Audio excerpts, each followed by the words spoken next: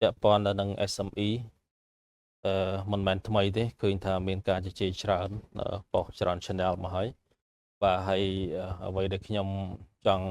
ចាប់ផ្ដើមទៅពេលនេះគឺពាក់ព័ន្ធទៅនឹងស្មារតីជាតិជាមួយ SME បាទអញ្ចឹងមុននឹងចូលទៅដល់ស្មារតីជាតិជាមួយ SME ដើម្បីគ្រប់គ្រង SME ហ្នឹងហើយយើងត្រូវឆ្លុះបញ្ចាំងតិចថាពិភពលោកយើងបច្ចុប្បន្ន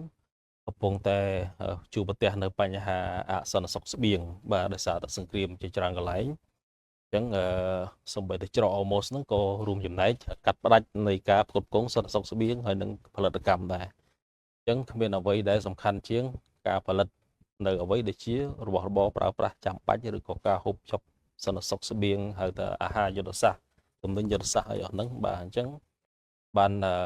រុញលើកទឹកចិត្តឲ្យមានការផ្ដល់តម្លៃកាន់តែខ្ពស់កាន់តែស៊ីជម្រៅទៅលើសារៈសំខាន់នៃ SME ដោយសារតែ SME នៅកម្ពុជាគឺជាង90%គឺសិតតែ SME ហើយជាចលនារុញសេដ្ឋកិច្ចក្នុងស្រុកដ៏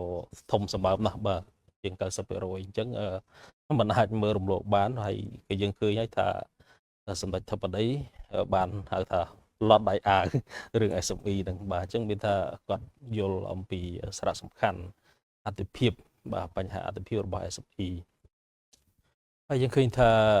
ការដាក់ចេញនៅគោលនយោបាយជាបន្តបន្ទាប់របស់រាជរដ្ឋាភិបាលដើម្បីគ្រប់គ្រង SME មាន SME Bank មាន AODB កសិកម្មអីហ្នឹងសិតតែជាស្បៀងយុទ្ធសាស្ត្រដែលយើងហូបចុករាល់ថ្ងៃហើយយើងត្រូវការតែក្រោកពីគេងឡើងត្រូវការអីខ្លះចូលទៅកន្ទប់ទឹករហូតទៅដល់ចូលទៅដល់កន្លែងផ្ទះបាយញ៉ាំបាយទៅធ្វើការត្រឡប់មកដល់ផ្ទះវិញអញ្ចឹងក្នុងហៅថា everyday life cycle ហ្នឹងយើងត្រូវការអីខ្លះយើងក៏បីផ្ដោតទៅលើសម្ភារៈឬក៏ស្បៀងឬក៏វិបបអ្វីដែលត្រូវការប្រើប្រាស់ជាប្រចាំថ្ងៃហ្នឹងគឺក៏បីជំរុញឲ្យមានការផលិតនៅកម្ពុជាយើងឲ្យបានគ្រប់ជ្រុងជ្រោយហើយបើសិនជាយើងផលិតបានគ្រប់ហើយមានថាជាជោគជ័យធំមួយសម្រាប់កម្ពុជាក្នុងវិស័យ SME ហ្នឹងដើម្បីកាត់បន្ថយជាអតិបរមានៃការនាំចូលពីអ្នកសងខាងរបស់យើងបាទពីប្រទេសដែលយើងតែងតែនាំចូលកន្លងមកដែលនាំឲ្យហៅថាចំណូលរបស់ជាតិត្រូវបានចេញទៅវិញនៅពេលដែលយើងតែងតែទិញពីគេបាទអញ្ចឹងនេះគឺផ្ដោតទៅលើអ្វីជាសារៈសំខាន់របស់ SME ហើយកន្លែងនេះហេតុអីបានខ្ញុំប្រើពាក្យថាស្មារតីសាមគ្គីជាតិជាមួយ SME ដោយសារកន្លែងនេះវាពាក់ព័ន្ធទៅនឹងបញ្ហាឆក់ល្វែងក៏ដូចជាឧបសគ្គកន្លងមកនៅពេលដែលគោលនយោបាយដ៏ល្អឥតខ្ចោះរបស់រាជរដ្ឋាភិបាលយើងក៏ដូចជាឆន្ទៈរបស់ថ្នាក់ដឹកនាំដាក់ចេញទៅតែសង្ឃឹមថានឹងទទួលបានលទ្ធផលយ៉ាងល្អមកវិញប៉ុន្តែក៏មានការឆក់ល្វែងពាក់ព័ន្ធទៅនឹងបែបបុគ្គលនៅក្នុងការអនុវត្តគោលនយោបាយហ្នឹងបង្កើតនៅឧបសគ្គផ្សេងក្នុងនាមផលប្រយោជន៍តខ្លួនប៉ុន្តែក៏អត់ឆ្លុះបញ្ចាំងអំពីគោលនយោបាយរបស់រាជរដ្ឋាភិបាលទេអញ្ចឹងកន្លែងនេះគឺយើងសង្ឃឹមថាការលត់ដៃអាវរបស់សម្ដេចធិបតីក៏ដូចជារាជរដ្ឋាភិបាលយើងដែលហៅថាដាក់ចេញនៅផែនការយុទ្ធសាស្ត្រដើម្បីរុញ SME នឹងឲ្យមានប្រសិទ្ធភាពនឹងយើងសង្ឃឹមថានឹងមានការកែប្រែនឹងមានការជួយហៅថាជ្រោមជ្រែងគ្នារុញ SME នឹងហើយនឹងដកចេញនៅឧបសគ្គផ្សេងបើថាឧបសគ្គផ្នែកផលិតកម្មឧបសគ្គខាងវត្ថុធាតុដើមឧបសគ្គខាងហិរញ្ញវត្ថុជាពិសេសបាទហើយនឹងការកំពីទៅលើសកម្មភាព SME នៅពេលដែល SME ទទួលបាននៅសម្បត្តិកណ្ដាលឬក៏ license បតង់នៅពេលដែលកើតឡើងមកហ្នឹងខ្ញុំឃើញថាកាលពីខែកក្កដាហ្នឹងដូចជាថ្នាក់ដឹកនាំយើងគាត់បានចេញនៅគោលនយោបាយបន្ថែមទៀតក្នុងការជួយ SME ហ្នឹងដែលយើងហៅថាជាលក្ខណៈ life cycle របស់ SME ហ្នឹងដែលថាតាំងពីចាប់ផ្ដើមដំណើរការហើយនឹងការប្រតិបត្តិជាក់ស្ដែងហ្នឹងជួបបញ្ហាអីរហូតទៅដល់ការជោគជ័យប្រមូលពន្ធចូលរដ្ឋឬក៏ SME ណាដែលគាត់ជួបបញ្ហារហូតទៅដល់ការបិទអីហ្នឹងគឺឃើញតែមានចេញគោលនយោបាយហ្នឹងកំពីបន្ថែមទៀតអញ្ចឹងយើងចាំមើលទាំងអស់គ្នាសង្ឃឹមថាទាំងគោលនយោបាយល្អទាំងអ្នកដែលអនុវត្តគោលនយោបាយនឹងរួមគ្នាធ្វើម៉េចបំពេញតួនាទីភារកិច្ចរបស់ខ្លួនឲ្យឆ្លើយតបទៅនឹង vision ទស្សនវិស័យចង់បានរបស់ថ្នាក់ដឹកនាំកម្ពុជារបស់យើងជាពិសេសតាំងពីសម្ដេច ទៅជូមកដល់សម្ដេចទៅប្តីគឺលោកខំណាស់បាទស្រាវជ្រាវដាក់ចេញនៅគោលនយោបាយទៅមិនដើម្បីឲ្យ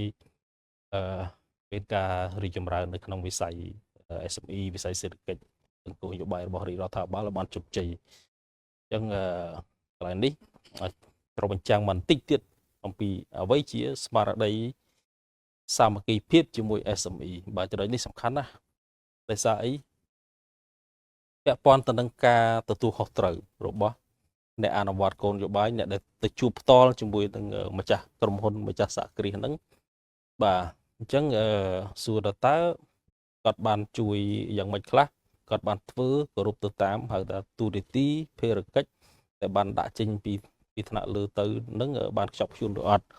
ឬក៏គាត់ប្រែក្លាយឱកាសហ្នឹងវាទៅជារឿងផ្សេងអត់បានទៅជួយ maintenance ទៅជួយ back up ទៅជួយផ្ដល់ប្រឹក្សាឬក៏រកអ្នកជំនាញឧទាហរណ៍សាប៊ូមួយចុះសាប៊ូនៅពេលដែលបើកហើយបើសិនជាខ្វះហៅថាគុណភាពឬក៏បច្ចេកទេសក្នុងការផលិតអញ្ចឹងក្រសួងពាក់ព័ន្ធឧទាហរណ៍ទៅក្រសួងឧស្សាហកម្មសិប្បកម្មវិរវត្តអីហ្នឹងវិទ្យាសាស្ត្រហ្នឹងបើសិនជាយើងចោះទៅ maintenance ចោះទៅជួយគឺយើងយកមកពិនិត្យថាបើបានគុណភាពស្តង់ដារហើយអាហ្នឹងគឺជាការល្អប៉ុន្តែបើអត់តាន់ស្តង់ដារទេយើងក៏បីផ្ដល់ជាអ្នកបច្ចេកទេសខាងវិទ្យាសាស្ត្រឲ្យជួយបន្ថែមទៀតហើយបើសិនជាអត់មានគុណភាពយើងត្រូវផ្ដល់យោបល់គាត់ថាត្រូវធ្វើម៉េចឲ្យមានគុណភាពបាទត្រូវមាននីតិវិសោធន៍ក្រសួងសុខាភិបាលអីគឺថាជួយគាំពៀទាំងអស់ហ្នឹងដើម្បីធានាថាផលិតផលដែលបានចេញទៅហើយអ្នកប្រើប្រាស់នរណាគេគឺប្រជាពលរដ្ឋកម្ពុជារបស់យើងបាទ28លានអ្នកហ្នឹងសំទោស18លានអ្នកហ្នឹងដើម្បីឲ្យគាត់ប្រើទៅដោយមោទនភាពបាទពេលដែលយើងបិទព្រំដែនជាមួយថៃយើងប្រើហៅថាយុទ្ធសាស្ត្រពហិការបាទអញ្ចឹងកាលណាយើងរួមគ្នាពហិការហើយយើងចង់បានថាអ្វីដែលយើងចង់បានគឺចង់បានទំនិញដែលផលិតក្នុងស្រុកហ្នឹងកុំឲ្យចាញ់ទំនិញពីថៃគឺយើងប្រើដោយសុវត្ថិភាពដោយជឿជាក់ដោយមោទនភាពនេះហើយគឺជាអ្វីដែលពលរដ្ឋកម្ពុជាទាំង18លានហ្នឹងចង់បានបាទហើយជៀសវាងនៅការឆក់ឱកាសនិយមមិនថាទៅខាងអ្នកអនុវត្តគោលនយោបាយមន្ត្រីរាជការស៊ីវិលរបស់យើងឯងសហគ្រិនភាពជាម្ចាស់សហគ្រិនក៏ត្រូវទទួលយកឬក៏ទទួលស្គាល់ឬក៏ហៅថាមានស្មារតីសាមគ្គីជាតិក្នុងវិស័យ SME នឹងថាកាលណាយើងផលិតប្រកបដោយគុណភាពហើយអ្នកប្រើប្រាស់គឺអត់មាននរណាទេគឺជាតិខ្មែរឈាមជ័រជាខ្មែររបស់យើងអញ្ចឹងយើងត្រូវយកចិត្តទុកដាក់ទៅលើគុណភាពអញ្ចឹងឲ្យគាត់ប្រើប្រាស់ដោយសុវត្ថិភាពបាទគុណភាពនិងមោទនភាពបាទអញ្ចឹងសូមប៉ុណ្្នឹងសិនចុះបាទ